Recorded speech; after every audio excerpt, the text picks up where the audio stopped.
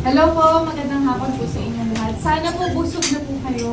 Kumain na po ba lahat? Yes!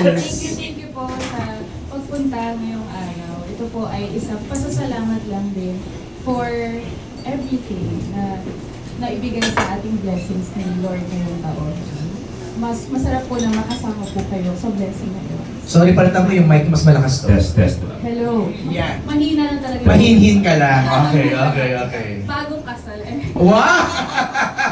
Luis! Good afternoon po sa inyong lahat at na-miss ko to kasi syempre every press con na nakasama ko pa nung ako'y bata pa kasama si Mommy, kayo na ang aking nakasama. Kayo ay hindi lang basta-basta tinuring namin kaibigan o kasamaan sa industriya, kayo talaga naging kapamilya namin kay Mommy, kay Daddy. Nami-miss ko to. I miss na everything our friends sa media has done for us.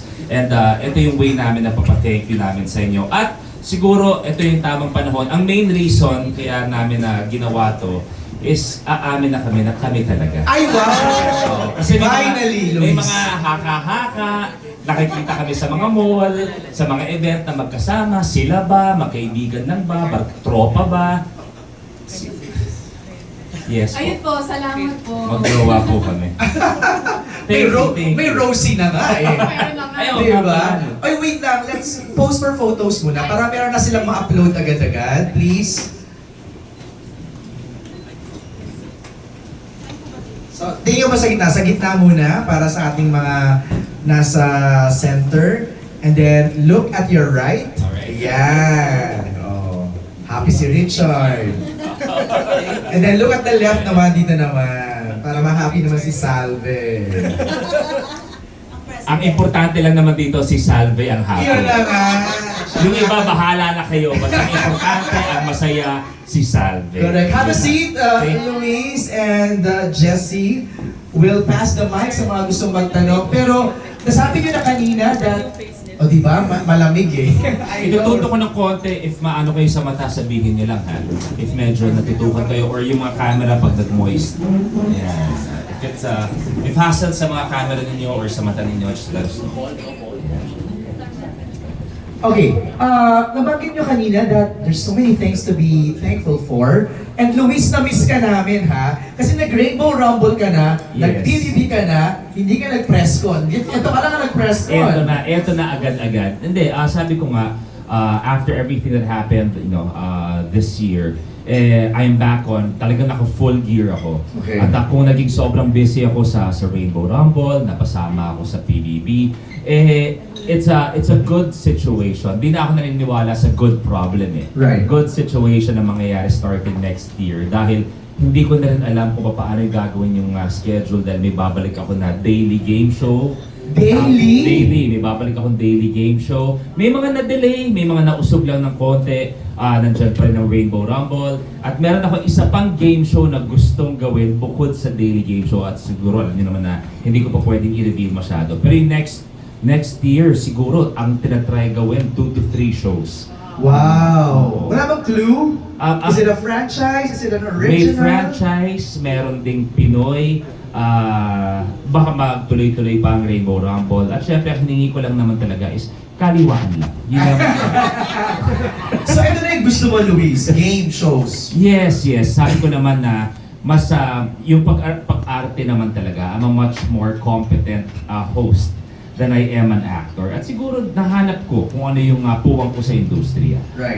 Some people spend 2 lifetimes trying to find kung saan ba talaga sa industriya. Ako very, very thankful na nahanap ko kung saan na kaya ko talaga magpasaya ng kapamilya at ngayon pati mga kapuso pa.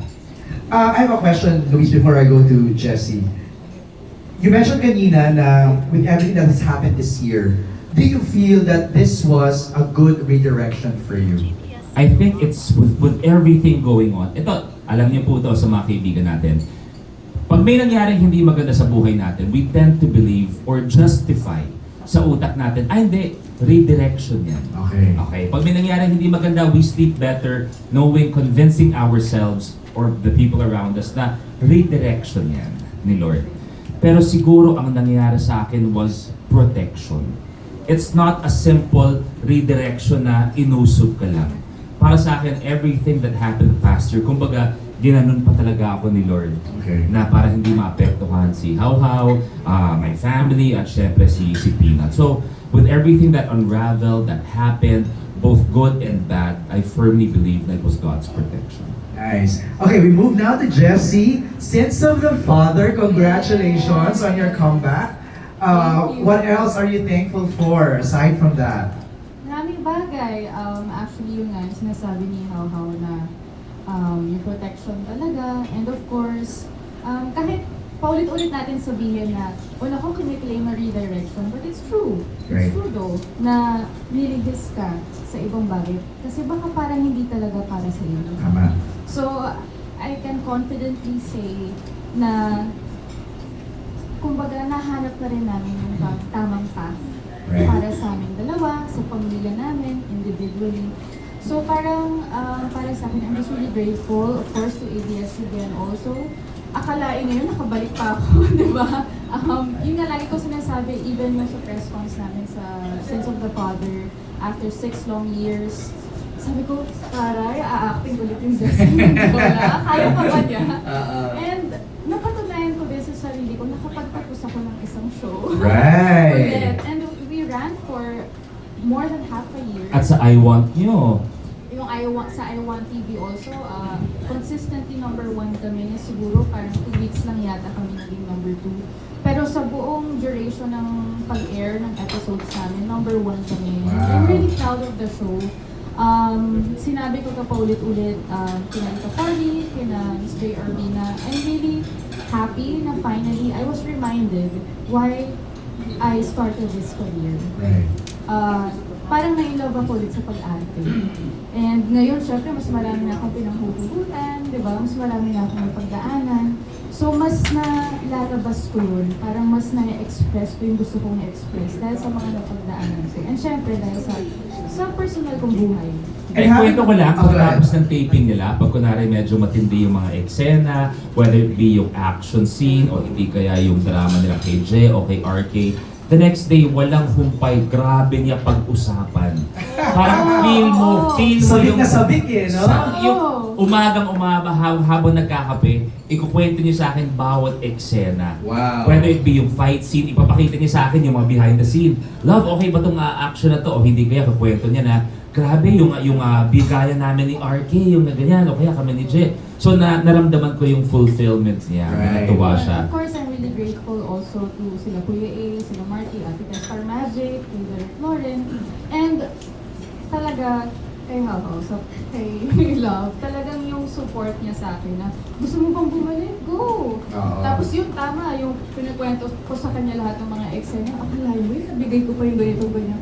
So parang sinasabi niya sa akin palagi na, you know, just do whatever will make you happy, and the rest will fall into place. And having said that, what's next for Jessie for 2026? Si Luis nagpahaging na kung anong gagawin niya. Sa sobrang hit, Sins of the Mother na. Ang dami palang kasalanan ng Of the pamilya. brother, of the sister. How do you brush your teeth? Yun. Ano, magiging isa ako sa Rainbow Rumble Girls. Totoo ba? Ako lagi namin running joke, ako papalit kay Neggy. Okay. No, Rewind no. natin yung episode. Pwede naman, Diba? pwede. Actually, I'm just taking things one at a time. Right. Siyempre kakatapos ko lang mag-soap and napag-usapan naman din namin ng Star Magic nila Kuya A na one at a time. Para din quality din yung nabibigay ko sa Tama work. naman. And hindi na hati palagi yung oras ko. Kasi I really still want to be there for Rosie. She's really growing up so fast. So gusto kong makita lahat ng bagay na nangyayari sa kanya. And syempre yung susuportan ko pa rin si Luis as a wife. Pero ano daw gusto mong gawin? Gusto mo lang mag-host. Oo, sana! Di ba? Pwede. Parang narinig ko na Oo. isa yan sa mga bucket list mo na gustong gawin. Like, lifestyle show or something like that. Yes, oo, mga lifestyles. Actually, sa vlog ko, sa YouTube channel ko, parang ganun na rin yung mga warm up ka na doon eh, no? Oo, so... Actually, ngayon, kahapon, may babalik ako nag-message sa akin na pinorward ko sa kanya. May inquiry kami na corporate hosting. Oh. Sabi ko, di ba nag-beauty pageant tayo sa La Union dati? Oo. Si Lou ilang beses, Oo. even kahit nung hindi pa kami. Right. Nung ilang nanliligaw beses pa na lang niya- siya. Grabe. Ilang beses na niya ako naging co-host. Okay, so maybe you should tap on that for Maybe, 2026. maybe. Pero si Alan Real, aray ko, B. nakampas B. ako bigla. B. Di Alan B. Real. Alan Real. May hampas agad eh. Ang gusto daw niya is for you to be back in the movies. Yes. Actually, What was your last film, Jessie? tagal na, parang 20, before pandemic, nag-MMFF pa ako, The Girl in the Orange Dress. Right. Nag-stranded pa ako, sunod-sunod lahat yun eh. But yun nga, yun nga yung sinasabi kanina, di ba? Redirection, or meron talagang para sa'yo. And for me to be able to do Sins of the Father, I had to say no to 2 movies. So, talagang hindi ko kaya ng sabay-sabay. Okay. So sana, hello po sa mga production na Hindi mo kaya. Sana sila ni Mommy. Oo. Si Mommy, si Gov medyo kahit paano busy sa Batangas. Pero I'm sure mamimiss niya. Tama. Si Ikaw, Gov panalo naman, lang niya. Nagpaalam naman siya Oo. before, di ba? Nagpaalam siya sa mga constituents kung sakasakali man pwede siya mag-movie, pinayagan naman siya. Right. So sana kung sakali man na magpaalam ulit, kung sakali man, magpaalam ulit si Gov, ang ganda sana kung sila magkasama. Why not? We'd love to see Dream that. ko yun. Yun naman yung dream ko sa pelikula, makatrabaho si Momsy. Okay. Oh, simulan na natin ang Q&A. Si June Eto na. Lalin ay gusto Ay, si Kuya Jun. first pasabog na tanong. Diyos ko. Sa Magallanes, Nakakabahan na. Magallanes pa kami. Christmas! Okay, John. Oh, hindi ako pwede pasabog kasi syempre close ko si Abby B. Ah, yes. Ang nanay din ni Jessie, kaibigan ko. Oh. Yan, pero yan, I'm so glad I'm here. Yan, pero bago ako magtanong talaga na ano, hindi ka ba napapagod, Luis? Kasi sariling show mo nagtatapatan, tinatapatan ka rin mo. Oo ba? Actually, na-realize ko lang yun nung isang araw.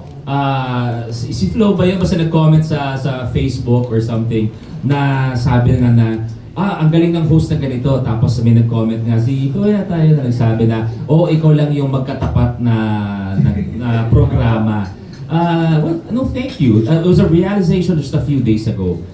So, I mean, that's a good situation, once again. Siguro, pag may ibang kapamilya na or kapuso na sa moment na yon ang hanap nila game show, doon muna sila sa Rainbow Rumble. Pag ang hanap nila yung tipong teleserye ng totoong buhay, doon sila muna tututok sa PBB. Binibigyan mo rin ng matinding problema yung mga loyal fans mo. Kasi nahihirapan silang mag-desisyon. Sa kagupuhan mo raw kasi, hindi nila maisip kung Rainbow Rumble o PBB. Hindi, dalawa lang naman sila eh. Kasama si Biggs, tatlo sila. Tatlo na. problema daw siya pag Sabado. Thank you. That's why we have the magic naman of streaming, di ba, na pwedeng balikan. Oo, sa ngayon kasi gano'n. Ngayon na. Diba? Dati Hindi i-re-record na-issue mo yung pa. tapat mo yung sarili mo eh. Dati i-betamax mo pa, i-record mo pa yung mga programa. Ito ngayon, 2 pindot lang, pwede mong balikan kahit ano pa. Pero napatransfer mo na naman yung mga Betamax tapes ng dad and mom mo, di ba? From Betamax to VHS. Tapos from VHS, medyo pwede ka mag-CD o hindi kaya i-ano mo na, ipapadigital mo na. Grabe. May laserdisc pa nga nun eh. Ang laki-laki ng laserdisc. True. Ano may laserdisc? No way, Jen. Ito mga basta. Pero, Sa mga bagets dito, naabutan niyo ba yung laserdisc? Di ba? Laserdisc. Jen. Ganyan yun, di ba? Ganyan hawakan yung laserdisc pag may hiraman. Ganyan yun. 1992 ako. si Biggs daw YouTube ang naabutan. Wow! Kape. Ang sakit nun ah. Pero, yan, nawala daw. Hindi. Pero yun, pero Luis, ikaw naman, hindi lang sa mga TV shows, Kuwela, nakakaaliw, even yung mga posting mo, naglalaro mo si Ao Ao, sinabi mo kung gaano siya katakaw, talagang pinuso mo. Dinaan tayo sa lipstick pero yung tako niya, hindi. Grabe mo, Ito kapal yung... ng lipstick niya. Oo, tapos makain siya, di ba? Ito yung isa kong gustong ma-discover ng karamihan. Siyempre kasi si How How, nakikita natin na makulit, most often than not, dramatic ang ginagawa. Pero napakakulit din ni How How. So parang natutuwa ako na one, there's the vlog na shows it. Second, mas gusto namin ipakita yung dynamics namin na kulitan namin. Pero yun nga, nakaka-good vibes, di ba? Kasi nakikita namin kung ano talagang nangyayari sa inyo sa bahay. Pero ang tanong, Yan na. Ito na. Magpapasabog pa rin pala. Hindi. Siyempre, kaibigan ko nanay mo, Jessie, hindi pwede. Pero, hindi, ang tanong, kayo, nagkakaroon din kayo ng mga tampuhan moments, mga minsan may mga pinagtatalunan din kayo. Kasi di ba sa mag-asawa, hindi yung mawawala. No? Meron naman po talaga, hindi yun mawawala. And I think yung mga ganong bagay, mga pinag-aawayan, mga diskusyon, or yung mga disagreements, ano yun, para mas mapatuloy pa yung relationship. And para din mag-grow as a couple and individual. Pero, So, paano nyo, nire-resolve ba yun? Kasi may mga mag-asawa akong kilala, pagdating ng gabi, kahit gano'n ang away nila, yung hindi nila pagkakasundo, pinag-uusapan nila kasi ayaw daw nilang matulog na itutulog nila yung problema. Actually, Ganyan kami. yes, gusto ko lang dagdagan. Nakwento ko to sa vlog ko talaga na ang gusto namin sana, at yun ang ginagawa namin na hindi namin tutulugan ang problema. Kaya nga 2 months na kami din natutulog. Antok na ako. Hindi, ako before ako yung type na pag-usapan na natin bukas. Ako yon. Pero siya, yung ayusin na natin to. Hanggang sa, parang sabi ko, okay, maganda nga yung matutulog kayong. ang nanay ko nga pala. Akala ko talaga, si Luis gusto niya, bukas na natin pag-usapan. Yun, So, ganun ako si dati. Jessie, hindi, ngayon na, ngayon mag-away na ako. Tapos yung ayos na kayo, tapos ikaw kasi. Hindi, ikaw kasi. Tapos simula na naman ang away. Thank you. Ang ganda, tapos nakikita namin sa mga vlogs nyo, si Jessie, ang sarap na kasundo niya si Ate B. Yes. Oo, di ba? Nagchichismisan sila, binubugin mo about, nagchichismisan kanila. Anong pinagchichismisan niyo ni Ate B about Luis? Jess? Kwento mo na yun. Yung katakawan po niya. Oh my Eh, God. wala, more of like, pag si Momski, yan tumatabi na sa akin, nagpapa-update yan. Oh, how's my son? How are you guys? Oh, what's next? Ano, kumusta na ng mga projects niya? Trabaho niya, masaya naman ba siya? Kumusta health niya? So, mas ganun po. And talagang kami ni Momski, palagi kami nag-updatean. Kahit matagal kami hindi nagkikita, tumatawag po siya.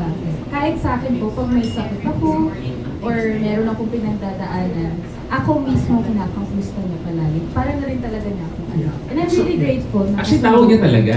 Momski. Pag pinapakilala, and my daughter din, di ba? Opo. My daughter ang pakilala ni Momski. Ang swerte ko, napakabait ng True. mother-in-law. So nice, no? Pero, how's the relationship naman of Luis to your mom? To my mom, Yeah. close din po sila. Anong tawag mo kay mama? Mama. Mama. Ano din, so mami ko kasi, parehas kami yung very, kailangan nakaplanado lahat, kailangan ganito. Si Luis po yung parang parang calming, Presence. calming presence for my mom. Pag kami ng mom ko, palagi kami nagbabangayan. Yung mama kasi, ganito. Tapos pag nandiyan na po si Luis, yung parang Kumakalma. biglang kumakalma yung mama ko. So, kaya lagi, love, sumama ka na. Kumakalma siya. Para kalma. It's so nice, no? Kasi ako nga kilala ko yung mama mo yan. Naniniwala ako. Diba? Kasi before may mga, alam mo yun, may mga kwento siya sa akin at galit siya. Ganyan siya. Oo, di ba? Oo. Talagang Mother, pagdating oo. sa'yo, di ba? Oo. Pero yan, thank you. At saka syempre lahat kami masaya para sa inyo Thank dalawa. you. Kasi sobrang saya naman talaga ng relasyon niyo, ng samahan niyo, di ba? Tapos nakaka-good vibes, pati si Peanut. di ba? Peanut. Thank you for your Ang saya, di ba? Thank you, Thank you June. after so many years. June, what are you nagkakasama thankful kami. for? This Christmas.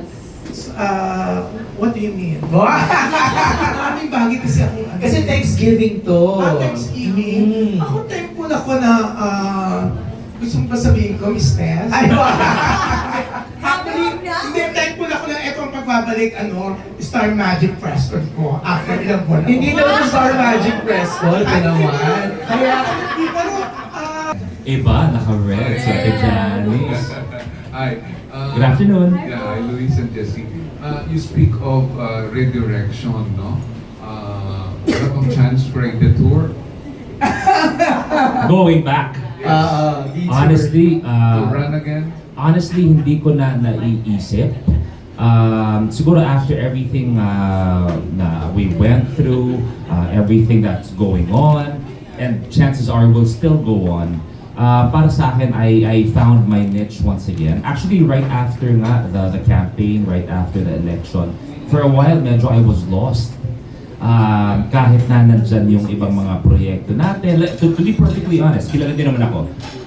Like for example, may mga may mga certain brands, for example, na hindi na rin na nakapag-renew. It's perfectly understandable naman.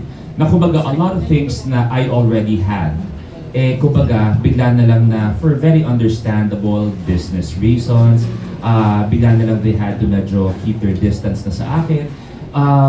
Kumbaga, nawala ako, teka lang, before the campaign, before the elections, everything was laid out already. Tapos nangyari ang mga bagay-bagay, and then after, parang everything fell into place right away. So parang ayoko na sayangin din yun, that opportunity, kasi not everyone is given a second chance na manumbalik sa industriya. And gusto ko mula sa puso ko, sa ibang mga endorsements ko, sa mga brands ko, na kahit things didn't go our way, hindi nawala yung tiwala sa akin. In fact, in 2 days, I'll be shooting with a new family. Tapos I have 3 renewals ng mga endorsements. So maraming salamat na yung tiwala pa rin sa akin. It's a big thing para pagkatiwalaan ka ng mga produkto at lahat na may bago, magre-renew. So I'm very thankful na nandun pa rin yan. So kumbaga ayoko nang ilagay sa alanganin once again that trust. So as of now, my main focus is balik sa pag-host, take care of the family, but marami pa rin akong itutulong din naman sa Batangas. But if you talk about running again, hindi ko na naiisip. How do you support your mother, the governor, in her capacity as governor? Yung mga nakikita niyo na I would post, na if there are certain functions na hindi niya mapuntahan, tapos hindi makapunta her official team, I would go as a son. As a son supporting his mom. Yun ang main goal ko. Para lang, if it's a very important function, then I would be more than happy to attend. But kumbaga hanggang dun lang. I don't have an official designation, and I choose not to.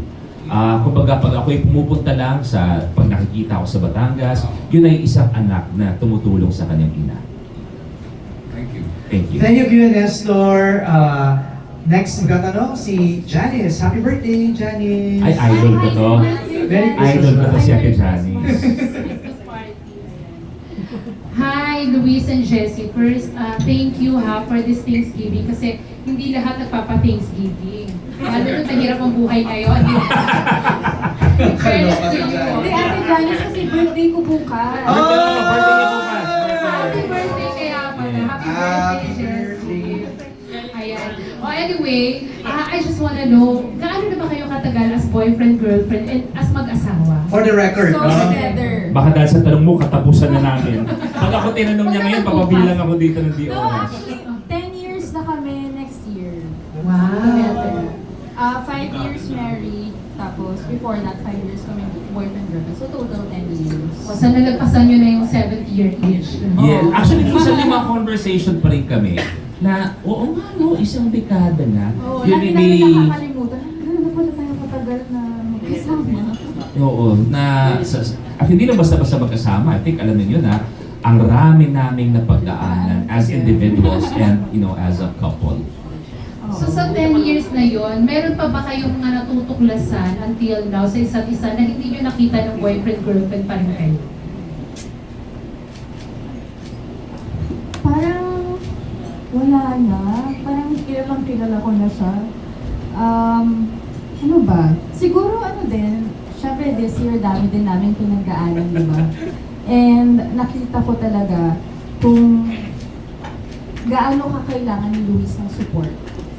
Kasi for the longest time din, si Luis kasi, he's very, gusto mo yung pinag-uusapan natin siya, nasa tabi ko. Gusto mo alis muna ako? Sino kasi he's very, quiet pagdating sa nararamdaman niya. Tinatago Really? lang niya lahat. Repressed Oo. lang siya. Parang Introvert when it nire-repress lang comes niya to lahat. Kumbaga, hindi ko na ipaparamdam sa inyo yung stress. Kung may kailangan ko ayusin ko na. Basta okay lang kayo pero dyan. yun yung bagay na natuklasan ko sa kanya. Kilala ko na siya ngayon pagka-stress siya. Anong mannerism? Anong ugali? Anong ginagawa? Isang tingin ko lang sa kanya, alam ko na, kahit wala siyang gawin, ganun ko siya kakilala. And nung, syempre, trying times din yung nangyari sa amin this year. Very challenging yung nangyari din. Kaya, nung time na yun, talaga lahat ng energy ko binigay ko sa kanya. And I'm just really grateful na binigyan din ako ng support system ng malakas din. Like sila Momski, diba? My family, and my friends.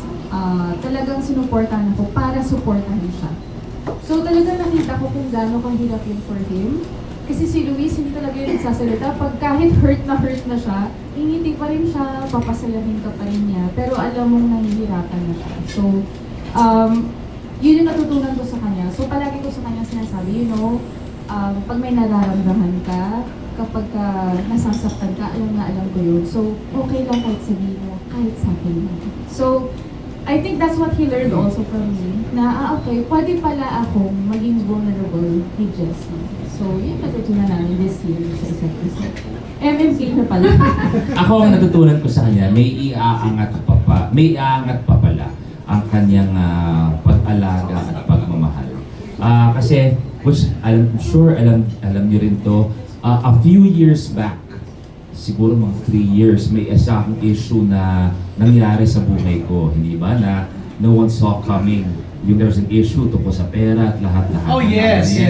Na, di ba, parang in my wildest dreams, It also cost you your relationship with some of your friends. some friends and endorsements, na never in my wildest dreams ko naisip na magkakaroon ako ng ganong issue. So grabe yung kung paano siya naging support system nun. Plus, nung time na yun, 1 month pa lang si Tina? 2 months? Kakapanganak ko lang. Kakapanganak pa lang niya. So kung imagine yung pagod, yung stress, postpartum. Pero lahat ng yun na isang tabi niya para tutukan or alagaan ako. So akala ko rurok na yun. Akala ko tugatog na yun. Tapos everything that happened the past year, doon ko napatunayan na may iaangat pa kung gaano ko inaalagaan or minamahal. At hindi lang ako nakakita nun.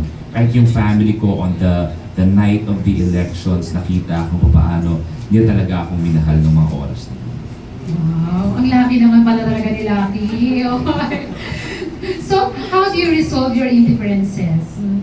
Are you the type na nagko-consult sa parents, humingi ng advice sa mga ninong at ninang, sa friends, or kayong dalawa lang?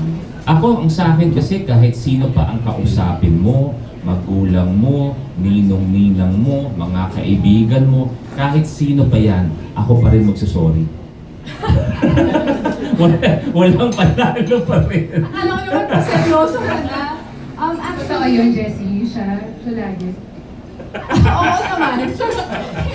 Talaga for us, even before kasi nga sinabi namin kay Kuya Jun na siya palagi yung, bukas na lang, ganyan. Ako ngayon na sana, ayusin na natin. And I think natutunan din niya yun sa akin.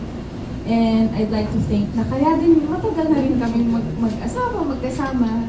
Kasi yun yung napagkasunduan namin. Pag meron tayong indifferences, meron tayong mga problems, pag-usapan na natin agad. Hindi lang para sa atin, kundi para din sa anak natin. And talagang importante lang din talaga pakinggan ng isa't isa eh. Kasi for me, very vocal ako. When something doesn't sit well with me, I tell him. And iba talaga yung kutob ko sa mga bagay-bagay. So I tell him na, yung tao yan, mag-ingat ka talaga dyan. Kasi parang may something. So siya din, talaga na, sige, tingnan natin. So parang na-appreciate ko yun sa kanya. Yung pinapakinggan din talaga niya ako, yung opinions ko, yung feelings ko, not only as his wife, but also as a person, as a human being. At siguro he really nag-iba. respects me. Siguro nag-iiba din ang conflict, nag-iiba din ang pag-resolve ng conflict pag may anak na. Kasi siguro, I guess for some here, pag wala pa kayong pamilya, parang yung away, minsan na-enjoy nyo pa eh. Diba? Yung magpapataasan pa kayo ng pride, lahat-lahat. Pero siguro everything changes pagdating sa ganyan pag may anak na. So, hindi pa ba humihingi ng kapatid si Peanut? Tinatanong ko nga siya, do you want to be an ate na? Minsan, may oras siya nasabi niya, no. Kasi alam niyong prinsesa siya, ayaw may kahate. But at the end of the day, may nabasa akong article kanina na parang mas bumabait yata ang isang tao kung may kapatid silang babae. Hindi lalaki, babae. Babae to. May nabasa akong article kanina na parang mas mabait ang tao pag may sister. Nabasa ko yun. So, sana Ganito lang ako, pero nagbabasa ako. Last na lang, is it possible na magkaroon kayo ng sitcom na yung kayo as family and the disiplina? Before pa. Sana. Oo, I think before pandemic. Di ba? Before pandemic, meron na kaming sitcom na gagawin. Kasama si Mommy. Si How was also pinag-aaralan maging part ng cast. Pero binubuo na, before pandemic. Kumbaga, 3 or 4 na pandemic na yon. 3 or 4 na format na sitcom na. As in, nag-present na sa amin. Tapos hindi natuloy. One, nabuntis si How. Tapos siguro, we were looking for a different story. Kung saan kasama dapat si Mommy talaga. And sana ako, namimiss ko ang sitcom. Ang huli kong sitcom was Home Sweetie Home. Na ang dami kong ginagawang show, pero yun yung pahinga ko. Kasi the fact na nakasama ko si Kuya Bayani, si Bong, si Alex, si Tony, tumatawa ako sa eksena. So sana yung saya ng isang sitcom, magawa ko with How. Okay na, excited kami mapanood yan. Congrats! Thank you, Janice!